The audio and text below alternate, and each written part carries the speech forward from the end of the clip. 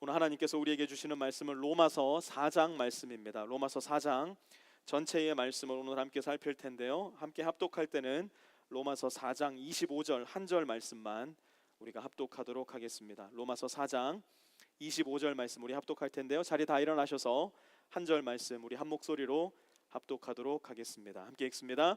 예수는 우리의 범죄 때문에 죽임을 당하셨고 우리를 의롭게 하시려고 살아나셨습니다. 아멘. 자리에 앉아 주십시오. 만약 여러분에게 누군가가 질문을 한다고 생각해 봅시다. 1부터 10까지의 스케일 범위를 놓고 당신의 믿음은 어디에 있습니까? 한번 질문한다고 생각해 봅시다. 1은 전혀 믿지 않는다입니다. 5는 믿을 때도 있는 것 같고 때로는 믿지 않을 때도 있는 것 같습니다. 조금 아리송한 믿음이고요. 10은 나는 확실히 믿습니다 라는 범주라고 한번 가정을 해봅시다. 그렇다면 여러분은 여러분의 믿음의 점수를 1에서부터 10까지 어디에 놓고 말씀을 하시겠습니까? 만약 제가 여기 앞에 있는 분들부터 한 명 한 명 차례대로 일으켜 세워서 여러분의 믿음, 당신의 믿음은 몇에 있습니까? 묻는다면 아마도 겸손과 자중이 몸에 잔뜩 배인 우리 한국의 그리스도인들은 대부분이 한 6 정도의 자기의 믿음을 가져다 놓지 않을까 생각을 해봅니다. 조금 신앙이 좋다고 생각하시는 분들은 7에서 8, 아무리 좋다고 한들 결코 자기의 신앙을 10에다가는 갖다 놓지 않는 대단히 겸손한 모습을 우리 모두가 보일 가능성이 높으리라 저는 생각을 합니다. 오늘 말씀을 다 듣고 나서 집으로 돌아가는 길에 부부가 함께 차 안에서 대화를 나누시길 바라는데요, 남편은 아내에게, 아내는 남편에게 이렇게 물으시기 바랍니다. 여보, 당신의 믿음은 1에서부터 10까지 어디에 있어요? 한번 물어보시길 바래요. 그리고 남편이 되었건 아내가 되었건 지금 이 순간에는 비록 내 믿음은 3밖에 안 되지, 내 믿음은 6밖에 안 되지 할지는 모르겠으나 오늘 말씀을 듣고 난 이후에 우리의 믿음은 모두 다 10에 가서 있게 되기를 주의 이름으로 축원을 드립니다. 예수님이 부활하시고 승천하신 지 30년이 채 지나지 않았을 때 초대교회 안에는 예수님에 대한 관심 혹은 집중이 점점 더 흐릿해지고 유대인들이 굳게 붙들고 있었던 옛 율법으로 돌아가려고 하는 시도가 대단히 강렬하게 있었습니다. 그들의 믿음에 있어서 가장 큰 걸림돌이 되는 사실 중 하나는 우리가 로마서 1장에서부터 3장까지 주구장창 살펴왔던 믿음으로 말미암는 구원, 곧 justification by faith였는데요, 로마 교회 안에서도 그런 문제들이 대단히 특징 있게 불거져 나왔던 것으로 보입니다. 그래서 로마 교회 성도들은 질문하기 시작했어요. 믿음으로 말미암아 구원받는다고 한다면 우리의 조상들은 도대체 어떻게 되는 겁니까? 믿음으로 말미암아 구원받는다는 것 참 듣기는 좋지만 받아들이기가 너무 어려운데 그 이유가 바로 우리의 조상, 구약시대 사람들 때문입니다. 예수님을 믿음으로 말미암아 구원받는다고 한다면 예수님이 계시지 않았던 구약시대 우리 조상들은 도대체 어떻게 구원받았단 말입니까? 라는 질문이 바로 로마 교회 안에서 유대인으로서 크리스찬이 된 사람들의 질문이었습니다. 마치 저와 여러분이 가끔씩 묻는 질문, 아니 세종대왕은 어떻게 구원받았단 말입니까? 아니 이순신 장군은 어떻게 구원받았단 말입니까? 라는 질문이 가끔 떠오르는 것처럼 유대인들 역시도 우리의 조상 아브라함은 그러면 어떻게 구원받았단 말입니까? 우리의 조상 다윗은 도대체 어떻게 구원받았단 말입니까? 라는 질문을 던질 수밖에 없었습니다. 오늘은 아브라함을 중심으로 3가지 질문을 던지면서 그 질문에 답해보는 방식으로 말씀을 함께 살펴보려고 하는데요, 첫 번째, 아브라함에게 도대체 무슨 일이 생겼는가 우리가 살펴볼 거고요, 두 번째로 그렇다면 언제 그 일이 생겼는가, 마지막 세 번째로는 어떻게 그 일이 생겼는가 우리가 함께 질문을 쫓아가며 말씀을 전해보려고 합니다. 먼저 무슨 일이 일어났는가, 유대인들이 물었던 질문, 아브라함에게 도대체 무슨 일이 있었던 겁니까? 에 대한 답을 하기 위해서 1절 말씀 우리 함께 보도록 하겠습니다. 그러면 육신상으로 우리의 조상인 아브라함이 무엇을 얻었다고 우리가 말할 수 있겠습니까? 당시 유대인들은 아브라함은 믿음이 아니라 행위로서 의롭게 되었다는 믿음을 가지고 있었습니다. 특별히 이삭을 하나님 앞에 바쳤던 놀라운 행위로 말미암아 아브라함은 하나님 앞에 받아들여졌다, 하나님과의 관계가 회복되었다, 곧 의롭게 되었다라는 생각을 가지고 있었는데요. 그래서 바울은 아브라함이 과연 그의 행위로 말미암아 하나님께 받아들여졌는지, 곧 의롭게 되었는지, 아니면 믿음으로 말미암아 하나님께 받아들여졌는지 한번 살펴보자라고 이야기를 합니다. 2절 보세요.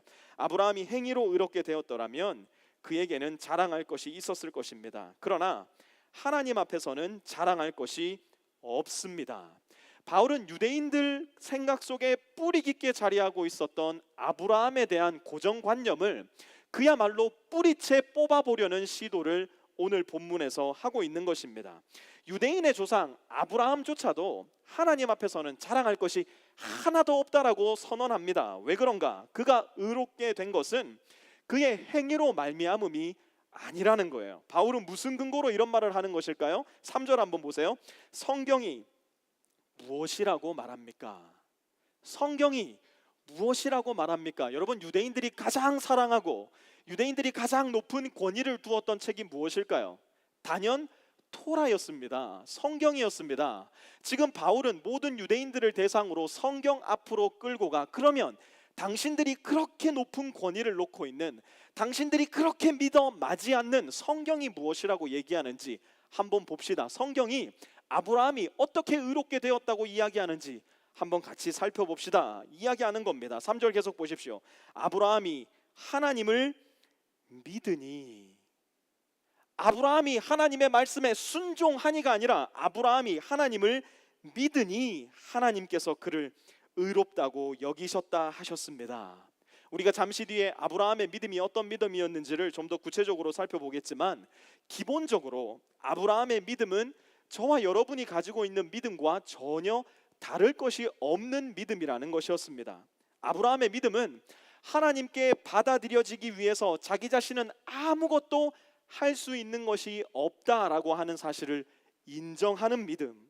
아브라함 자신은 죄 가운데 있기 때문에 자기 스스로는 결코 하나님께 한 발자국도 가까이 갈 수 있는 능력이 없다라는 믿음. 그렇기 때문에 하나님께서 자기에게 먼저 오셔서 자기를 구원해 주셔야 한다는 믿음, 바로 저와 여러분이 가지고 있는 그 믿음을 가지고 있었던 겁니다.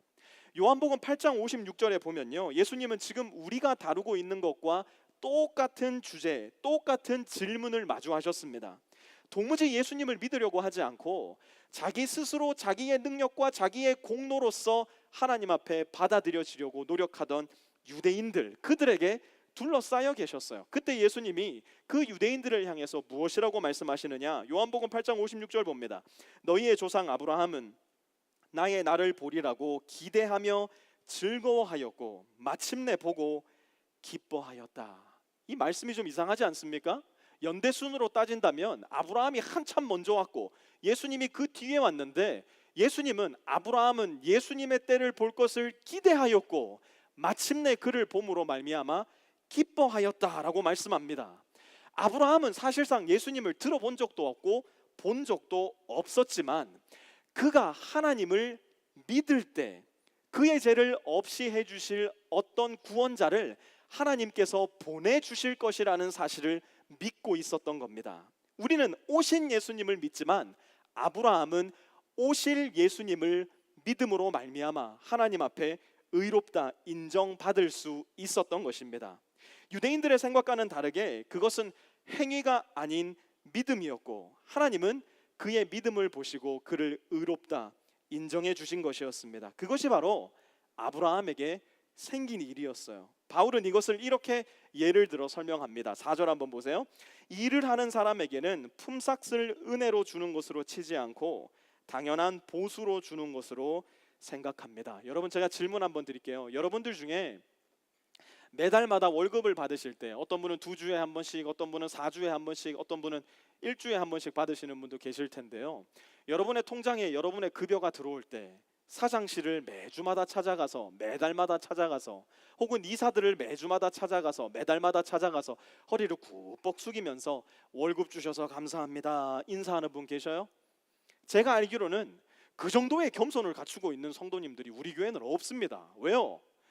보수를 받는 것은 너무 당연한 일이거든요. 내가 일을 했기 때문에 그에 대한 보수로서 우리는 월급을 받는 것입니다. 우리는 당연히 받아야 될 것, 당연히 한 일에 대한 대가를 받는 것이란 말입니다. 만약 우리가 하나님 앞에서 행위로서, 하나님 앞에서 우리의 공로로서, 나의 노력으로서 구원을 얻었다면 우리도 자랑할 것이 많을 거라는 얘기예요. 하나님 앞에 감사할 것이 없을 거라는 얘기예요. 그러나 오늘 본문에 나타난 아브라함의 인생만 보아도 그렇지가 않더라는 겁니다. 아브라함 역시도 일을 해서 품삯으로서 구원을 벌어들인 것이 아니라 하나님 앞에 아무것도 할 수 없는 그때에 하나님을 믿음으로 말미암아 하나님께 의롭다 인정받아 은혜로서 구원의 선물을 받게 되었다는 것입니다. 그것은 예수님 이후에 하나님께서 어느 순간 갑자기 생각해내셔서 플랜 B로서 우리 인류를 위해 준비해 주신 것이 아니라 전혀 새롭지도 않은, 전혀 다시 개발된 것도 아닌 원래부터 하나님께서 가지고 계셨던 우리를 향한 구원 계획이고 구원 방법이었다는 겁니다. 하나님이 정해놓으신 구원 방법 5절에는 이렇게 설명합니다. 그러나 경건하지 못한 사람을 의롭다고 하시는 분을 믿는 사람은 비록 아무 공로가 없어도 그의 믿음이 의롭다고 인정을 받습니다. 여러분 5절 말씀에 여러분 눈을 좀 고정해 보세요. 어떤 사람을 지금 의롭다고 하신대요? 5절 본문에 보니까 경건하지 못한 사람. 유대인들이 가지고 있었던 가장 큰 착각, 그래서 하나님께 받아들여질 수 없었던 그 오해가 무엇이었느냐? 그들의 조상 아브라함은 처음부터 경건한 사람이었다는 생각이었어요. 그들의 조상 아브라함이 경건하니 그들의 자손인 그들 역시도 경건하기 때문에 당연히 하나님께서는 그들을 받아주셔야 되는 착각, 오해, 바로 그 교만을 유대인들은 가지고 있었다는 거예요. 바울은 그 생각과 그들의 신학을 정면으로 반박하고 부정합니다. 아브라함은 경건했기 때문에 의롭다고 인정받은 것이 아니라 경건하지 못한 그를 의롭다고 하신 하나님을 믿었기 때문에 하나님께서 아브라함을 의롭다고 인정했다고 말씀하는 겁니다. 사랑하는 프리스코 세미안의 교우 여러분, 우리의 믿음이 참으로 쉽게 연약해지는 순간이 언제냐면 바로 이때입니다.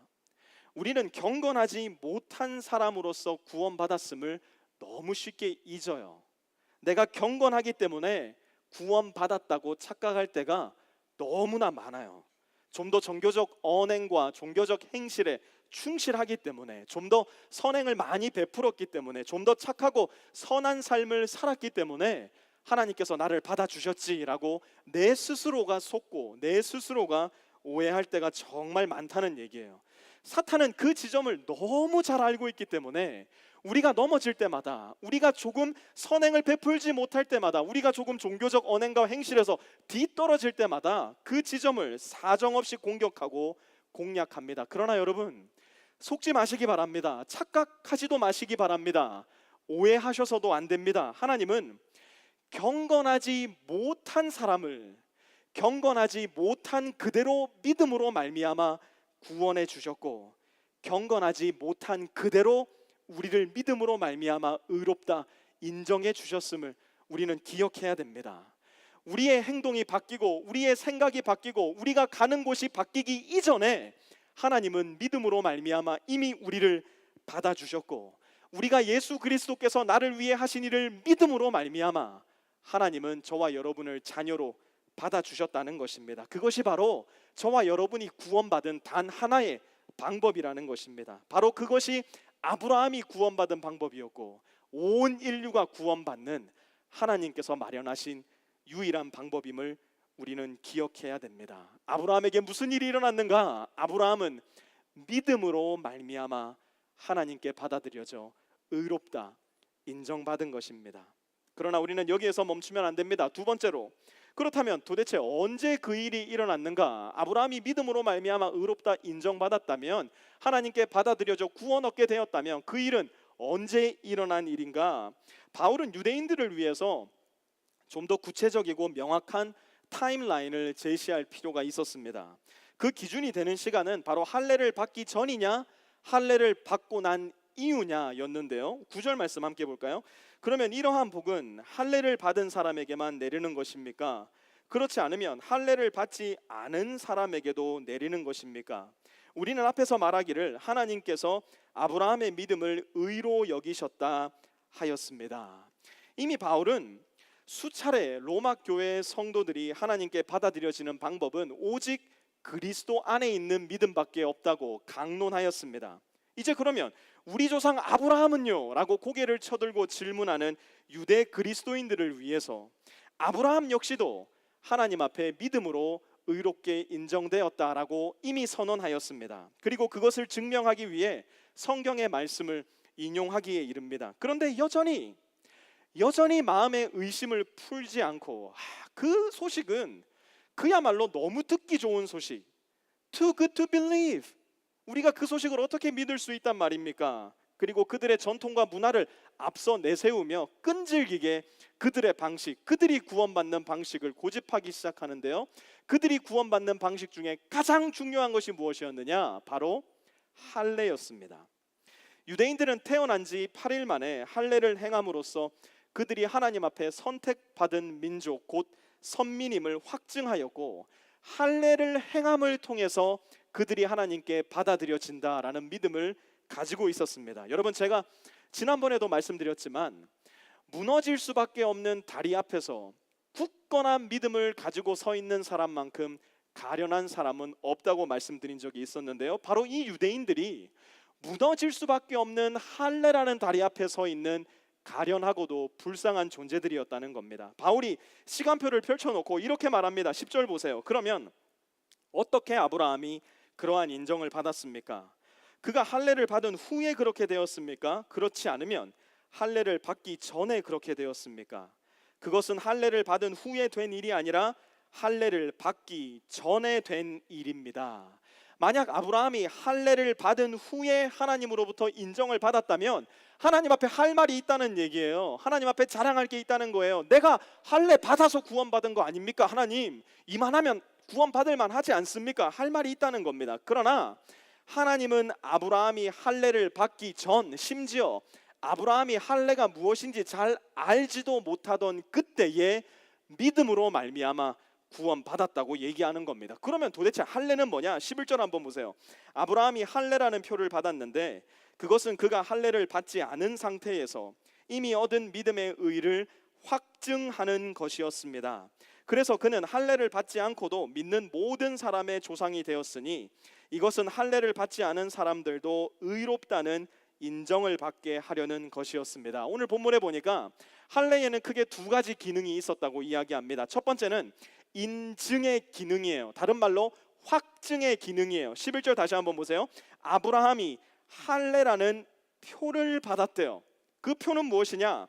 아직 할례를 받지 않은 상태에서 믿음으로 말미암아 구원받은 것을 그의 몸에 확증 곧 인증하는 기능이 있었다는 거예요. 그러니까 할례 그 자체에는 아브라함을 의롭게 만들어서 하나님과 하나 되게 만들 수 있는 그 어떤 기능도 있지가 않았어요.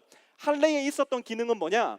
믿음으로 말미암아 하나님과 회복되어 의로움을 회복한 아브라함이 그의 몸에 하나님으로부터 의롭게 인정된 것을 확증하는 것, 그것이 바로 할례였다는 겁니다. 마치 우리가 유명한 누군가를 만났을 때, 혹은 어떤 좋은 장소를 갔을 때, 좋은 레스토랑에 가서 맛있는 음식을 먹었을 때, 혹은 열심히 일을 해서 어떤 상을 받게 되었을 때 인증샷을 남기곤 하지 않습니까?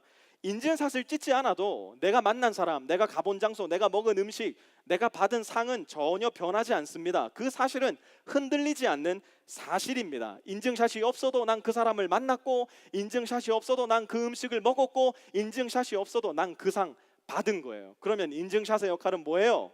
그 일이 내 삶 가운데 일어났다는 사실을 확증 곧 인증해 준다는 사실이에요. 할례는 바로 그와 같은 기능을 아브라함에게 하는 것이었어요. 할례를 받아서 살갗이 벗겨진 자기 자신의 모습을 보면서 자기의 불경건이, 자기의 죄악이 그리스도의 은혜로 씻겨져 나갔음을 보게 되는, 확증해 되는, 그러므로 인하여 감사할 수 있는 그 기능이 할례에 있었다는 사실입니다. 그런데 유대인들은 오히려 그것을 구원의 수단으로서 믿고 할례 받았음을 자랑으로 여기는 잘못된 신앙을 가지고 있었던 겁니다. 할례의 기능을 오해함으로 인해서 썩어 닳아 없어질 다리 앞에 서 있는 가련한 믿음을 가진 존재가 되고 말았던 겁니다. 두 번째로 할례에는 인정의 기능이 있었어요. 첫 번째로 인증의 기능이 있었다면 두 번째로는 인정의 기능이 있었어요. 무슨 인정이냐? 11절 후반절 다시 한번 보세요.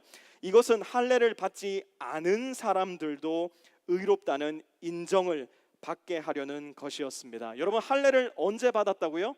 하나님으로부터 의롭다 인정을 받은 후에 할례를 받았어요. 그러니 할례를 받지 않아도 하나님으로부터 의롭다 인정을 받을 수 있다라는 결론에 이르게 되는 겁니다. 하나님은 애초부터 아브라함과 유대인들만을 구원할 계획은 전혀 없었어요. 아브라함을 선택함으로 말미암아 창세기 15장 6절에 보니까 무엇이라고 말씀합니까? 너로 인하여 세상 모든 민족이 복을 받게 되리라. 그 복이 뭘까요? 하나님으로 말미암아 의롭다 인정받는 것, 하나님과의 관계가 회복되어 하나님과 함께 살아가는 것, 그것이 아브라함을 선택하여 유대 민족을 불러낸 이유였던 겁니다.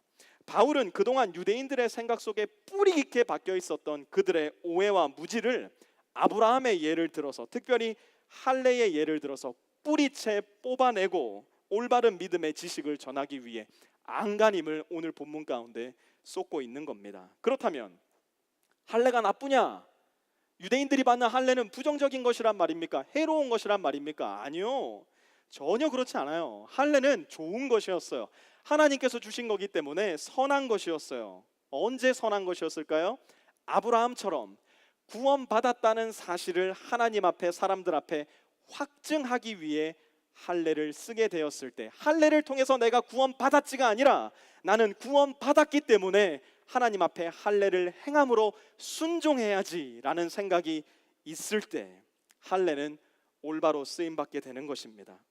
우리에게도 뿌리 깊이 박혀있는 잘못된 신앙의 유산과 전통이 없지 않아 있다는 것을 발견하게 됩니다. 마치 이렇게 말하는 것과도 같습니다. 내가 침례를 받았기 때문에 나는 구원받았지. 아니요, 나는 믿음으로 말미암아 구원받았기 때문에 나의 구원을 믿음의 형제 자매들과 하나님 앞에서 인증하기 위하여, 확증하기 위하여 믿음의 고백으로 침례를 받는 겁니다. 이것은 기독교적 문화에서도 마찬가지입니다. 내가 술, 담배 끊었으니까 난 구원받았지. 아니요, 여러분 착각하지 마세요. 우리가 술, 담배 하는 것은 저와 여러분의 구원에 하등 영향을 미치지 못합니다. 그러나 믿음으로 말미암아 구원받은 나의 몸을 하나님 앞에 더욱더 건강하게 관리해야지, 다른 믿음의 식구들에게 혹시라도 시험이 될까 내 자신을 자중해야지라는 마음으로 술, 담배를 끊게 된다면 그것은 매우 합당하고 매우 아름다운 신앙의 고백이 될 수 있는 것입니다. 우리가 기억해야 될 것은 무엇이냐?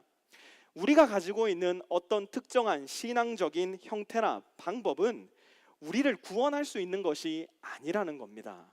구원은 오직 우리 구주 예수 그리스도를 믿음으로 말미암아 우리에게 주어지는 은혜의 선물입니다.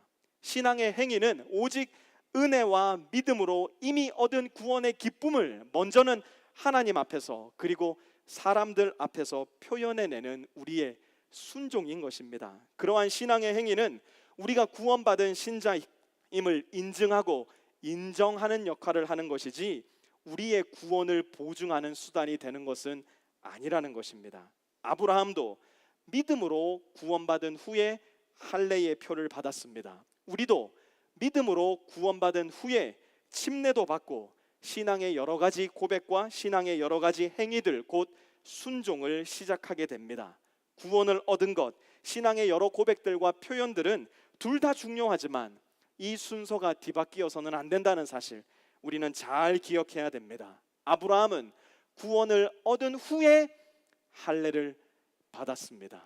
우리도 구원을 받은 후에 신앙의 순종 시작하게 되는 것입니다. 마지막으로, 그렇다면 어떻게 그런 일이 일어날 수 있었는가? 어떻게 아브라함은 믿음으로 하나님께 받아들여져 할례의 인증샷을 남겨 믿음의 조상으로 인정받게 되었는가? 18절 말씀 함께 볼까요? 아브라함은 희망이 사라진 때에도 바라면서 믿었으므로 너의 자손이 이와 같이 많아질 것이다 하신 말씀대로 많은 민족의 조상이 되었습니다. 아브라함의 믿음은요, 그럴 법한 상황 속에서, 믿을 법한 환경 속에서 생겨난 당연한 믿음이 아니었어요. 아브라함의 믿음은 사실 가장 믿기 어려운 상황 속에서, 가장 믿기 싫은 환경 속에서 오히려 더 단단해지고 오히려 더 굳세어진 믿음이었는데요. 19절 말씀 함께 볼게요. 그는 나이가 100세가 되어서 자기 몸이 이미 죽은 것이나 다름없고 또한 사라의 태도 죽은 것이나 다름없는 줄 알면서도 그는 믿음이 약해지지 않았습니다. 여러분, 아브라함이 이삭을 낳았을 때 몇 살이었을까요? 기억하기 되게 좋아요. 100살. 사라는 몇 살이었을까요? 90살이었어요. 생물학적으로 따지고 본다면 그들의 몸은 이미 출산을 하기에는 불가능한 나이였어요. 그런데 성경은 무엇이라고 말하느냐? 너무 흥미롭습니다. 그의 믿음이 약해지지 않았대요. 더 신기한 건 뭔지 아세요? 그의 믿음이 약해질 뿐만 아니라 이제는 어떻게 되었느냐? 20절 한번 같이 읽어볼게요. 시작. 그는 하나님의 약속을 믿고 의심하지 않았습니다. 오히려 그는 믿음이 굳세어져서 하나님께 영광을 돌렸습니다. 이 본문 한번 자세히 보세요. 아브라함이 의심하지 않은 것이 뭐였을까요? 아브라함이 의심하지 않은 것은 그에게 주어진 하나님의 약속이었어요. 그러면 점점 더 늙어가는 자기의 몸을 보면서, 점점 더 늙어가는 사라를 바라보면서 그의 마음 가운데는 무슨 생각이 들었을까요? 제가 장담하건대 아브라함은 수도 없이 많은 경우에 자기 자신의 모습을 보면서 실망하고 좌절했을 거예요. 아브라함은 수도 없이 늙어가는 자기 아내의 모습을 보면서 머리를 감싸지며 어떻게 해야 되는가 의심에 휩싸이는 경험을 할 수밖에 없었을 거예요. 그런데 그런 그를 붙들어 준 것이 무엇이냐? 오늘 말씀해 보니까 하나님의 약속이었다는 거예요. 하나님께서 그에게 이미 주신 하나님의 말씀이었다는 거예요. 그가 그의 시선을 떼지 않고 계속해서 굳세게 만들었던 것은 그의 몸을 향한 신뢰가 아니었어요. 그가 할 수 있는 능력이 아니었어요. 그가 시선을 떼지 않고 그의 마음을 강하게 지켜 믿음을 강하게 했던 것은 하나님께서 그에게 주신 약속, 그에게 주신 믿음이었다는 거예요. 하나님의 약속으로 시선을 떼지 않고 고정하니 어떤 일이 일어나느냐? 20절 다시 한번 보세요. 오히려 그는 믿음이 굳세어졌대요. 근데 여러분, 여기서 잘 보셔야 되는 것은 그의 믿음이 굳세었다가 아니라는 사실이에요. 그의 믿음이 굳세어졌대요. 이것이 무슨 말이냐? 시간의 흐름 속에 그의 믿음은 연약함에서 단단함으로, 그의 믿음은 절망에서 소망으로, 그의 믿음은 어둠에서 빛으로 전진해 나갔다는 사실이에요. 그렇다면 아브라함에게 전혀 의심이 없었을까? 아브라함에게 시련과 유혹이 없었을까? 실패가 없었을까? 엄청나게 많은 의심과 실패, 엄청나게 큰 좌절과 절망이 분명히 있었어요. 유대인들은 아브라함을 믿음의 조상이라고 부릅니다. 그런데 누군가 저에게 와서 목사님에게 아브라함의 별명을 붙일 수 있는 기회를 드릴게요, 한번 붙여보세요 라고 한다면 천국에 계신 아브라함께는 조금 미안한 이야기지만 저는 이렇게 붙이고 싶어요. 의심왕 아브라함, 소심왕 아브라함. 제가 왜 그렇게 별명을 붙이고 싶을까요? 그는 계속해서 늙어가는 그 자신과 아내 사라의 육신을 보면서 흔들림을 경험할 수밖에 없었거든요. 의심할 수밖에 없었거든요. 그래서 어떻게 합니까? 하나님의 계획과 말씀과는 전혀 관계없는 아내의 몸종 하가라기로 들어가서 이스마엘을 낳고 맙니다. 심지어 어떤 일까지 일어납니까? 아내를 2번이나 자기 목숨 살자고, 내 아내가 아닌데요, she is my sister 이라고 하는 거짓말, 소심하기 짝이 없는, 이 중에 남편이 자기의 아내에게 제 아내가 아닌데요, she is my sister 한다면 여러분 중에 남편과 같이 사실 분 누가 있겠습니까? 그런데 아브라함은 그런 삶을 살았더라는 이야기입니다. 우리의 눈에는, 우리의 마음에는 이 아브라함을 보면서 이야, 굳센 믿음 가졌구나, 의심 없는 믿음 가졌구나, 그야말로 믿음의 조상이구나, 그런 마음이 안 든다니까요. 그런데 하나님은 어떻게 말씀하시느냐? 점점점 더 강해지는 믿음이었지언정, 그래서 시작에는 의심하고 흔들리는 믿음일지언정, 점점 더 확신에 찬 믿음일지언정, 그래서 처음에는 하나님의 뜻과는 전혀 상관없는 삶을 살아가는, 심지어 아내를 팔아버리는 일까지 하는 믿음일지언정, 하나님을 끝까지 신뢰하고 믿은 아브라함을 향하여 굳센 믿음, 약해지지 않는 믿음이라는 이름을 아브라함 앞에 붙여주셨다는 사실이에요. 아브라함이 어떻게 그럴 수 있었을까? 20절 다시 한번 보세요. 그는 하나님의 약속을 믿고, 비결은 여기에 있어요. 하나님의 약속을 믿었기에 아브라함의 믿음은 비록 시작은 초라했지만 점점 강한 믿음으로 성장할 수 있었고, 처음에는 흔들리는 믿음이었지만 점점 더 견고한 믿음으로 세워져 갈 수 있었던 겁니다. 사랑하는 프리스코 세미안 형제 여러분, 하나님의 약속은 반드시 이루어집니다. 저와 여러분의 마음의 소원이 이루어지는 것이 아니라 하나님께서 우리에게 이미 허락해 주신 하나님의 약속과 소원이 우리의 삶을 통해 분명히 이루어진다는 사실입니다. 하나님은 약속하신 바를 반드시 지키시고, 하나님이 약속하신 말씀은 결코 헛되이 되돌아오지 않는다는 사실을 우리는 반드시 기억해야 됩니다. 아브라함은 하나님의 약속을 믿음으로 아들 이삭을 마침내 얻게 되었고, 나중에 그야말로 너무나 어이없는 하나님의 말씀, 네 독자 아들 이삭을 나에게 바쳐라 말씀하실 때 믿음으로 담대히 아들 이삭을 하나님 앞에 제물로 바칠 수 있었어요. 훗날 히브리서의 기자는 이 상황을 이렇게 기록하는데요. 히브리서 11장 17절 말씀입니다. 아브라함은 시험을 받을 때에 믿음으로 이삭을 바쳤습니다. 더구나 약속을 받은 그가 그의 외아들을 기꺼이 바치려 했던 것입니다. 이유가 뭔지 아세요? 18절 19절 같이 한번 읽어볼게요. 시작. 일찍이 하나님께서 아브라함에게 말씀하시기를 이삭에게서 내 자손이라 불릴 자손들이 태어날 것이다 하셨습니다. 하나님께서는 이삭을 죽은 사람들 가운데서도 되살리실 수 있다고 아브라함은 생각했던 것입니다. 아멘. 하나님은 아브라함에게 약속을 주셨어요. 하나님의 말씀을 주셨어요. 그리고 아브라함은 그 약속을 굳게 붙잡았어요. 그 말씀을 굳게 붙잡았어요. 비록 흔들리고 넘어지고 실수할 때도 있었지만 점점 더 견고하고 굳세게 하나님을 믿어 나갔어요. 그리고 아브라함의 그 믿음이 굳세어져 나갈 때 20절 후반절 보니까 하나님은 그의 믿음으로 말미암아 영광을 받으셨대요. 다른 방법이 아니라 하나님을 믿음으로 말미암아 영광을 받으셨대요.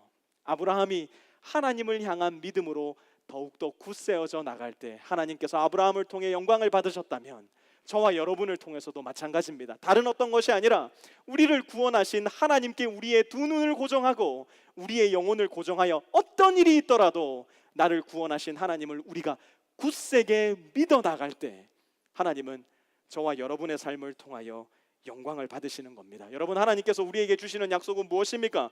요한복음 3장 16절은 이렇게 말씀합니다. 하나님께서 세상을 이처럼 사랑하셔서 외아들을 주셨으니 이는 그를 믿는 자마다 멸망하지 않고 영생을 얻게 하시려는 것이다. 이 믿음의 약속 붙잡고 어떤 상황 가운데도 흔들리지 않으시는 약속의 수혜자가 되시기를 우리 주 예수 그리스도의 이름으로 축원합니다. 하나님께서 우리에게 주신 약속은 무엇입니까? 요한복음 1장 12절에 보니까 그를 맞아들인 사람들, 곧 그 이름을 믿는 사람들에게는 하나님의 자녀가 되는 특권을 주셨다. 비록 내 모습을 보면, 비록 지금 내 모습을 보면 전혀 하나님의 자녀 같지가 않아요. 그러나 나는 나를 대신하여 죽으신 예수님을 향한 믿음을 가지고 있어. 그러면 그 뜻은 무엇이냐? 하나님께서 나에게 자녀 되는 권세를 주셨다는 거예요. 그것이 바로 저와 여러분에게 주신 하나님의 약속입니다. 이 약속 붙드실 수 있게 되기를 바랍니다. 하나님께서 우리에게 주신 약속은 또 무엇입니까? 요한일서 2장 24절에서 25절 말씀해 보니까 이렇게 말씀해요. 같이 읽어볼게요. 시작.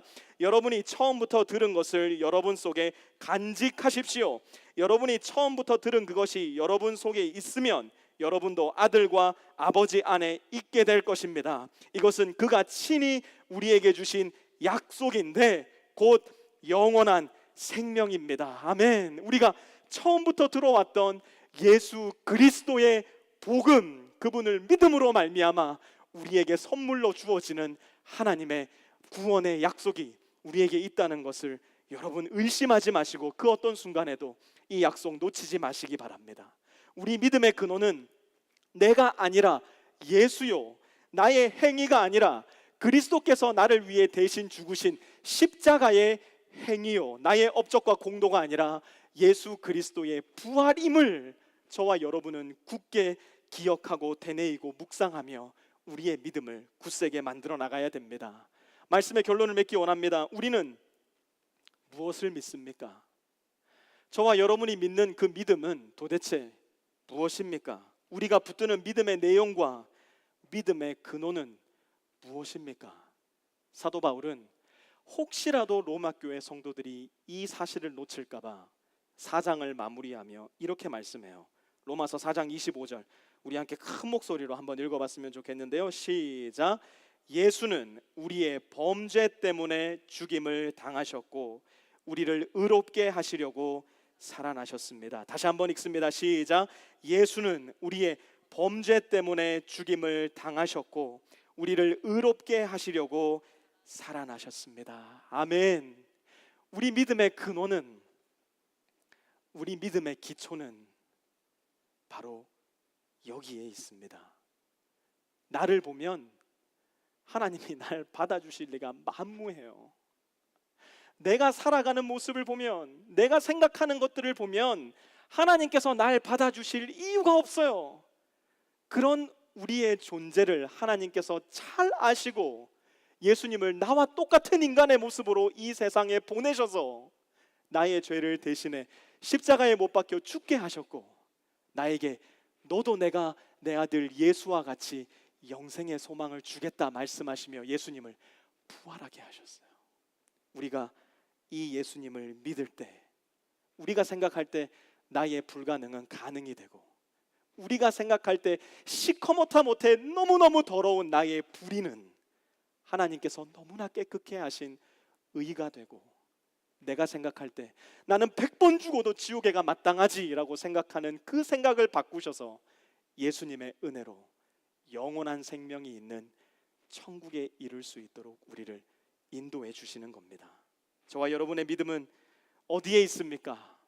만약 나의 믿음이 나의 행위와 업적과 선행과 종교적 공로에 있다면 커다란 대양 속을 한도 끝도 없이 표류하며 흔들리는 돛담배를 타고 있는 가련한 신세가 되고 말 테지만, 나의 믿음의 근원을 우리 주 예수 그리스도께로 둔다면 때로는 나의 마음이 흔들릴지는 몰라도 결코 흔들릴 수도 없고 결코 부서질 수도 없는 대양 위에 떠있는 항공모함 같은 우리 주 예수 그리스도 안에 거함으로 말미암아 우리는 결국 하나님의 구원에 이르는 신앙의 여정을 계속 해나갈 수 있게 될 것입니다. 우리의 믿음이 나에게 기초해 있다면 우리 믿음의 스케일은 오늘은 1이요, 내일은 9, 내일 모레는 7, 그리고 내년에는 1이 아니라 0 마이너스로 떨어질지도 모르겠으나 나의 믿음의 근원이 나를 위해 이미 이 땅에 오셔서 이미 죽으시고 이미 부활하신 예수 그리스도께 있다면 우리의 믿음의 스케일은 언제나 10이라는 숫자를 향해, 우리 구주 예수 그리스도를 향해 흔들림 없이 나아갈 수 있게 되리라 믿습니다. 내 믿음의 기초를 예수 그리스도께 둠으로써 날마다 견고해져 가는 신앙, 날마다 굳세어져 가는 저와 여러분의 신앙, 그 믿음으로 말미암아 하나님께 모든 영광 올려드릴 수 있는 우리 프리스코 세미안의 모든 형제 자매님들 되시기를 우리 구주 예수 그리스도의 이름으로 축원합니다. 우리 시간 함께 기도할 텐데요. 하나님, 우리의 믿음의 기초가, 우리의 믿음의 근원이 어디에 있어야 되는가 하는 것을 가르쳐 주셔서 감사를 드립니다.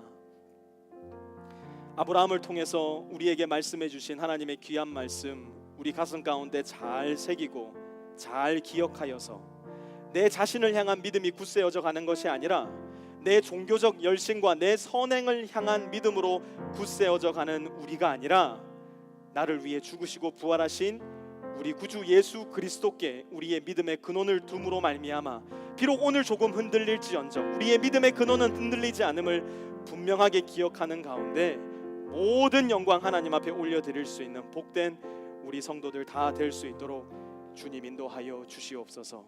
감사드리며 예수 그리스도의 거룩하신 이름 받들어 간절히 기도드렸사옵나이다. 아멘. 우리 자리에 다 일어나셔서 우리 마지막 찬양, 우리 마음을 다해서 하나님 앞에 고백하기 원합니다. 여기에 모인 우리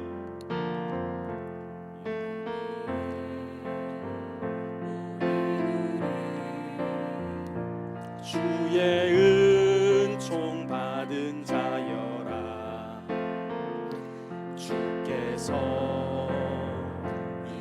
자리에 함께 계심을 아노. 언제나 주님만을, 언제나 주님만을 찬양하며 따라 시험을 당할 때도 주님 함께 계심을 믿습니다. 당할 때도 함께 계심을, 우리 주 안에 있는 믿음을 고백합니다. 이 믿음 더욱 굳세라. 주가 지켜주신다.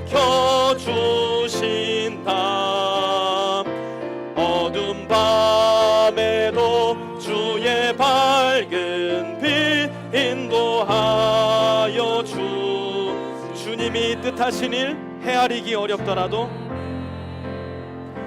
뜻하신 일 헤아리, 우리 믿음으로 고백합니다. 언제나 주 뜻 안에 내가 있음을 아노라. 주 뜻 안에 내가 있음을 아노라. 사랑과 말씀들이 나를 더욱 새롭게 하니 때로는 넘어져도 최후 승리를, 우리 3절 고백할까요? 여기에 모인 우리, 모인 우리 사랑받는 주의 자녀라. 주께서 뜻하신 밤 우릴 통해 고통과 슬픔 중에, 고통과 슬픔 중 더욱 주님 의지합니다. 더욱 주님 의지하오니 어려움 이겨내고 주님 더욱 찬양하라. 이 믿음 더욱 굳세라. 주가 지켜주신다. 어둠 밤에도 주의 밝은 빛 인도, 우리 어둠의 권세들을 향해 고백하며 외칩니다. 이 믿음 더욱 굳세라. 믿음 더욱 굳세라. 주가 지켜주신다. 어둠 밤에도 주의 밝은 빛 인도하여 주신다. 우리 시원하게 기도하기 원하는데요. 하나님, 우리의 믿음을 굳세게 붙잡아 주시옵소서. 그 어떤 사단의 정죄 가운데서도, 그 어떤 사단의 유혹 가운데서도 우리 구주 예수 그리스도를 향해 내 눈을 고정한 믿음 놓치지 않게 도와주시고, 나의 상황과 환경에 관계없이 주님을 믿음으로 말미암아 하나님 앞에 영광 올려드릴 수 있는 우리의 삶, 또한 그 믿음 가지고 우리의 삶에 순종으로 살아가는 우리의 삶 될 수 있도록 주님 인도하여 주시옵소서. 이 시간 함께 기도합니다. 사랑의 하나님, 오늘 함께 모여 주님 앞에 예배하는 우리 프리스코 세미안의 형제 자매들 가운데 주의 성령으로 함께하여 주시어 이 믿음 더욱 굳세라. 주가 지켜주시는 믿음 가지고 나아갈 수 있도록 주님 인도하여 주시옵소서. 세상의 좌절과 세상의 시험 가운데서도 흔들리지 않도록 도와주시고, 시험을 당할 때도 함께 계심을 믿으며, 때로는 넘어져도 최후 승리를 믿으며 어려움 이겨내고 주님 더욱더 찬양하며 영광 올려드릴 수 있는 우리 모든 세미한 프리스코 세미한 교회의 주의 자녀들 될 수 있도록 주님 인도하여 주시옵소서. 하나님, 예수님을 향한 믿음 붙잡고 삽니다. 나를 위해 이 땅에 오신 주님을 믿으며 더욱더 굳건한 믿음 가지고 살기 원합니다. 나의 죄를 씻으시기 위해 십자가에 죽으시고 영생의 소망을 주시기 위해 부활하신 예수님의 손을 굳게 붙잡고, 그 어떤 곳에도 그 어떤 상황에도 우리의 시선을 흐트러지지 않고 주님 바라보며 믿음으로 살기 원하오니 이 믿음 더욱 굳세게 하여 주시고, 주님 지켜주신다는 믿음 가지고 담대하고 강건하게 이 땅을 살아가는 믿음의 권속들 다 될 수 있도록 주님 인도하여 주시옵소서. 이제는 우리 주 예수 그리스도의 은혜와 하나님 아버지의 무한하신 사랑하심과 성령의 내주 교통하심이 오늘 이 자리에 머리 숙여 하나님께 예배드리며 예수님을 향한 믿음을 우리 마음 가운데 근원으로 두고 살아가기로 작정하고 다짐하며 이 교회를 떠나가는 우리 모든 프리스코 세미한 교회의 머리 위에와 그들의 가정 위에, 직장 위에, 학업 위에, 또한 이제 한국으로 돌아가서 새로운 삶을 시작하게 되는 양주호 간사의 가정 위에 이제로부터 영원까지 함께 하옵시기를 간절히 축원하옵나이다. 아멘.